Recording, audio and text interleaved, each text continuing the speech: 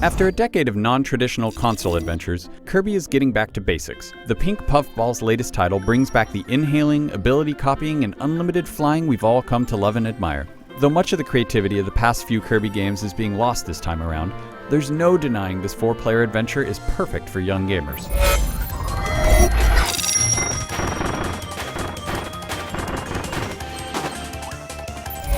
In terms of graphics and sound, there isn't too much to say about this game. Return to Dreamland doesn't look bad by any imagination, but the game's roots on the GameCube are definitely evident. Like the difficulty, things just start to get impressive when Dreamland is ending. The best thing about the game's presentation is its replayability. By acquiring optional energy spheres and completing the game, Kirby will unlock a variety of new modes as well as an entire second quest, all of which are more worth a traditional gamer's time. The second quest is very similar to the first, albeit with Kirby's health cut by about 40%. Bonus modes include futuristic shooting and ninja star throwing minigames, as well as challenge rooms for different abilities and a boss gauntlet. In some ways, these modes put together are not only more challenging than the main game, but more complicated too.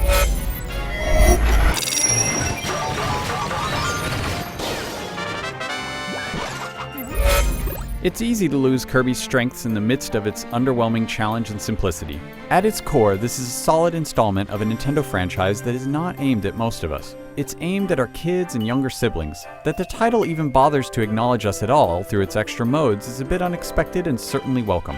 The big addition to the Kirby formula this time around is the ability to play with 4 players simultaneously. Extra players can join Kirby as King Dedede, Meta Knight, Waddle Dee, or a clone of Kirby himself.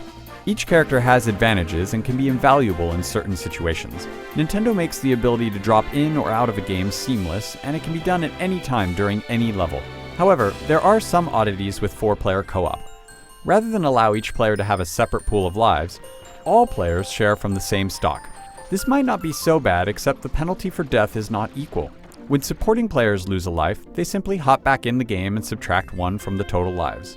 If the lead player dies, all players are pulled back to the last checkpoint or to the beginning of a level. It's an awkward, seemingly unintentional oversight that could and should have easily been addressed.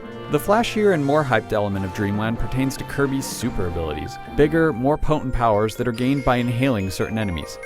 Though limited in duration and certainly fun to execute, typical Kirby gameplay isn't changed all that much.